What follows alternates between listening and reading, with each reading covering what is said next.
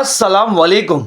अब रशिया ने एक स्ट्रॉन्ग स्टेटमेंट देते हुए कहा कि हमको ऑयल बेचने के लिए यूएसए की परमिशन की जरूरत नहीं है। ये बयान उस वक्त आया है जब वेस्टर्न कंट्रीज रशियन ऑयल के ऊपर रेस्ट्रिक्शंस और प्रेशर बढ़ाने में लगी हुई हैं। लेकिन सवाल यहाँ पर यह पैदा होता है कि यूरोप और अमेरिका जब रशिया पर प्रेशर डालने में लगे हुए हैं तो फिर रशियन ऑयल खरीद कौन रहा है? सबसे पहले तो नाम आता है इंडिया का, जो सबको ही पता है। रिपोर्ट्स के मुताबिक इंडिया पिछले कुछ सालों में रशियन ऑयल का बहुत बड़ा बायर बन चुका है, क्योंकि रशिया अक्सर डिस्काउंट प्राइस पर ऑयल ऑफर करता है, जिससे इंपोर्टिंग कंट्रीज को फायदा ज्यादा मिलता है। इंडिया के अलावा चाइना भी रशियन ऑयल खरीदने वाले बड़े मुल्कों में शामिल होता है। वैसे चाइना और रशिया के इकोनॉमिक रिलेशंस रिसेंटली ईयर्स में बहुत ज्यादा स्ट्रॉन्ग हो गए हैं, स्पेशली एनर्जी सेक्टर्स में। इसके अलावा तुर्की, हंगरी और कुछ एशियंस और कुछ अफ्रीकन